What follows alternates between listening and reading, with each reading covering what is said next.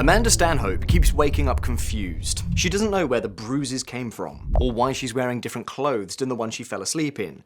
Sometimes there's a towel under her that wasn't there the night before. Other times, she notices signs that something happened while she was asleep, but she can't identify what it was. She remembers nothing about the night except going to bed. This leaves her terrified, panicked, and desperate for answers. For 5 years, this keeps happening. But through it all, the only constant in Amanda's life was her partner. He's been by her side through every doctor's visit, therapy session, and moment of confusion. Even though he seems oddly amused by her memory issues, sometimes he'll even meet her in the morning with a smirk and say something like, "You enjoyed yourself last night." She doesn't know what that means. And yet, she trusts him so much that it's easier to believe she's losing her mind than to believe the person closest to her is allegedly betraying her. What Amanda's going through is connected to a much larger, disturbing community, one that has been working together to put women through the same torment and even profit from it. And at the centre of it all was a term that, hopefully, most people had never heard of before: EyeCheck. To understand what that word even means, you first have to understand the website where it spread. It was not some secret criminal forum on the dark web. It was just an adult content website, one of the biggest on the internet. According to CNN, it was pulling in nearly 82 million visitors in a single month, and it described itself as a place where anything legal could be hosted forever. To most visitors, it probably looked like just another site in that space, but hidden inside it was a category known as sleep content. According to CNN's investigation, the website had over 20,000 videos associated with this category. Users organized them using tags like #passedout and EyeCheck, making them easy to search for and share around. And this wasn't just a video collection sitting on a server somewhere. It was a community. There was a Telegram group that had become a gathering place for people who were interested in this type of content. Men from around the world, at all hours of the day. They weren't just watching content, they were exchanging how-tos, sharing photos and videos, encouraging one another to drag their partners, film assaults while the victims were unconscious, and then distribute the material to others. The group had nearly 1,000 users, and within this community, the word EyeCheck kept coming up again and again. EyeCheck was exactly what it sounds like. Men would lift a woman's eyelid while she was unconscious on camera, just to show that she wasn't awake and wasn't participating. That was the whole point. According to CNN's investigation, some users were openly advertising live streams showing the abuse of unconscious women in real time. Viewers could reportedly pay around $20 to watch, with cryptocurrency being the preferred way to pay.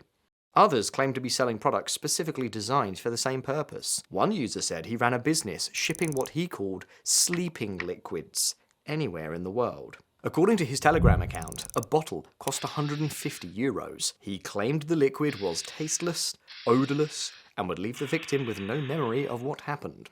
This was not a collection of isolated guys acting alone. There were sellers, buyers, audiences, repeat customers, and a full ecosystem built around all of it. CNN described the group as a academy. Disturbing as that term is, it accurately captures what was found. Not just the consumption of abuse, but the active teaching, mentorship, and reinforcement of it. The internet didn't create these impulses, but it gave them infrastructure, scale, and social reinforcement they never had before. The man who did something like this in the 80s was an isolated monster. Today, he can find an entire community that normalizes this behavior, learn methods from people who do the same thing, buy products from suppliers, share material with an audience that encourages him, and even profit from it. And while all of this was happening online, real women were living through the consequences. One of them was Zoe Watts. Like most people, Zoe worried about dangers outside her home. The stranger walking behind her at night, the drunk man in a dark parking lot, the threats that women are taught to watch for. She wasn't worried about the person sleeping beside her. Then, one ordinary Sunday in 2018, after coming home from church, her husband sat down and started confessing. According to Zoe, he calmly listed what he had done, like he was reading through a shopping list. And then he revealed something that completely shattered her reality. For years, He had allegedly been crushing their son's sleeping medication into her final cup of tea before bed. Then, while she was unconscious, he would restrain her, take photographs, and sexually assault her. The confession forced Zoe to look back at years of her own life and wonder how much of it had actually been real. But the one detail that stayed with her more than anything else was how grateful she used to feel when her husband brought her tea at the end of the day. It was a small act of kindness. She thought of it as one less thing to do before bed. The horror of Zoe's story isn't just what happened, it's who did it. The fear of the stranger outside had become the fear of the person already inside the house. At first, Zoe kept what happened to herself. She was trying to process the confession while also protecting her children and holding together what was left of her life. But eventually, the truth came out. A lengthy legal process followed. Her children became targets of bullying. Her entire social world was torn apart. And even after everything became public, Zoe found herself facing another painful reality. Some people actually thought that the perpetrator being her husband somehow made what she went through less serious. If anything, the opposite is true. Her abuser wasn't a stranger. It was the person she trusted the most. The person who shared her home, her routines, and her entire life. Zoe's former husband would eventually be sentenced to 11 years in prison. But for Zoe, the story didn't end in a courtroom. Alongside Amanda, she helped launch the #EndEyeCheck campaign, aimed at exposing these communities and raising awareness about abuse involving unconscious victims, and the messages started coming in. Women from around the world began reaching out. Some believed they had lived through experiences that sounded disturbingly similar. Others were desperately searching for answers to strange memories, missing time, and suspicions they could never quite explain. All of these stories raise a deeply unsettling question. If this many women were coming forward after just one investigation, how many others still had no idea what had happened to them? Which brings us back to Amanda.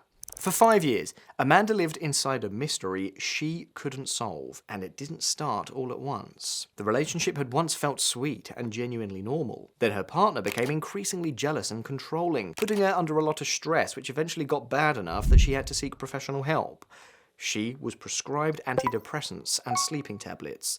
But instead of bringing her clarity, those medications would end up becoming part of the confusion that followed. Her mornings had become terrifying mysteries. She'd wake up to her own body telling her something had happened during the night, yet her memory was completely blank.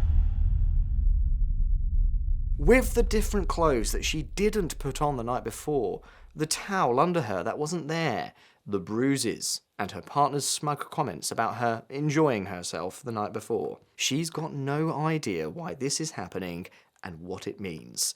As the memory loss got more frequent, Amanda became convinced something was seriously wrong with her health. She went back to doctors looking for answers, and they increased her medication. She was referred to specialists at one point, and was even tested for Alzheimer's disease. Her partner, who drove her to appointments and spoke to her doctors, would also gaslight her by insisting that she was imagining things and reinforcing the idea that something was wrong with her. He would also laugh about her memory problems while she was desperately searching for answers. For years, Amanda believed she was losing her mind until one night when everything changed.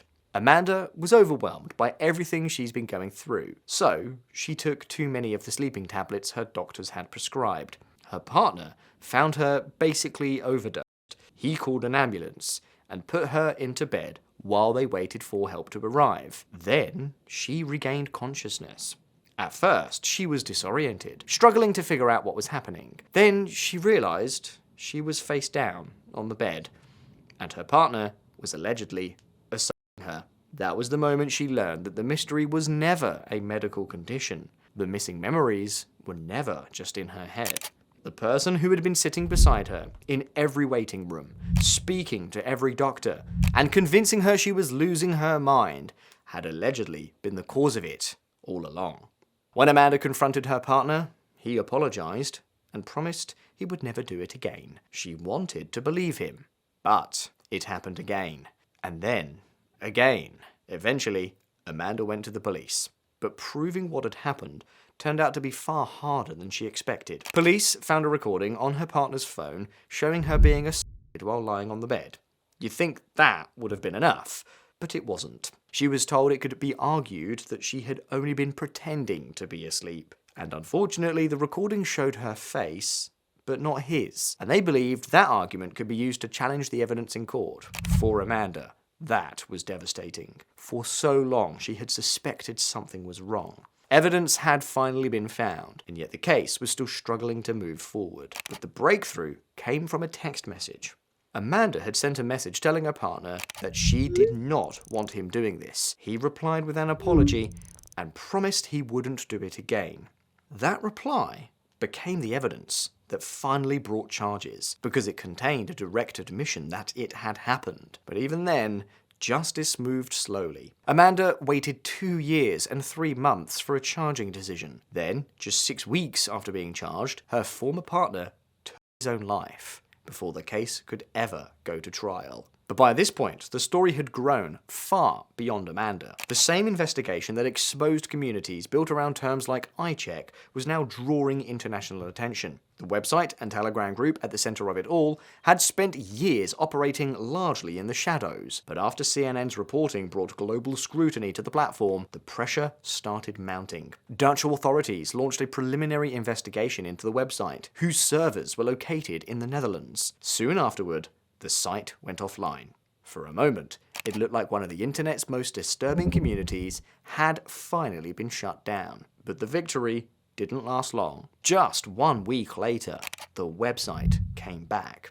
Its operators claimed they had strengthened moderation and removed problematic content. But according to a CNN update, some of the problematic search terms highlighted during the investigation appeared to have only been blocked on the English language version of the site. Variations of the same terms could reportedly still be found in other languages. What makes this story so disturbing is not just the crimes that were uncovered, it's the possibility of how many remain hidden. How many women woke up this morning with the same confusion Amanda once felt, and how many still have absolutely no idea why. If anything in this video felt uncomfortably familiar, or if you believe something similar may be happening to you or someone you know, please contact your local police or emergency services immediately. I wish you all the best. Thank you very much for watching.